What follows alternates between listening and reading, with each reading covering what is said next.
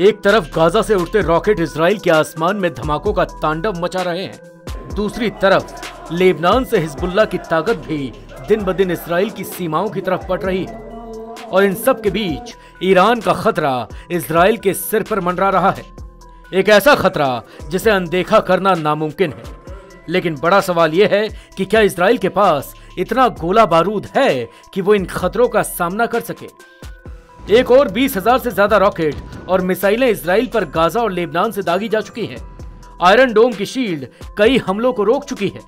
दूसरी ओर अब इजराइल को अपने एयर डिफेंस सिस्टम की सबसे बड़ी परीक्षा का सामना करना पड़ रहा है।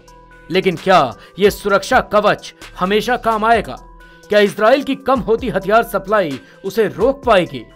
इजराइल का मल्टी लेयर डिफेंस सिस्टम, जिसमें आयरन डोम से लेकर डेविड स्लिंग और एरो सिस्टम्स तक शामिल हैं, अपनी पूरी क्षमता पर काम कर रहे हैं।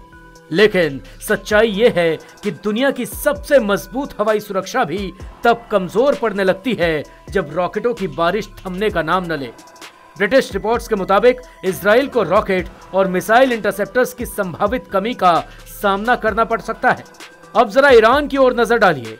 ईरान, जिसने सिर्फ अक्टूबर में 180 बैलिस्टिक मिसाइलें इजराइल की ओर दागी थी। अमेरिका की मदद से इजराइल ने इन हमलों को नाकाम किया, लेकिन यह सिर्फ शुरुआत हो सकती है। अमेरिका ने terminal high altitude area defence यानी थाड़ भेजने का वादा किया है, लेकिन इजराइल को खुद तय करना होगा कि वो किन लक्ष्यों को बचाए और किन्हें छोड़ दे।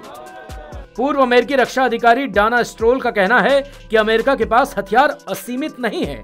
ऐसे में यूक्रेन और इजराइल दोनों को एक साथ एक समय पर हथियार सप्लाई करना भी एक चुनौती है।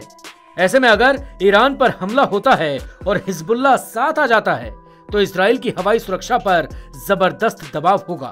उधर आईडीएफ के पूर्व जनरल असफ ओरियन कहते हैं कि हिजबुल्लाह ने अपनी पूरी ताकत झोंकी ही नहीं है। अगर उसकी पूरी क्षमता इस्तेमाल हो जाए तो वो एक दिन में 2000 रॉकेट दाग सकता है।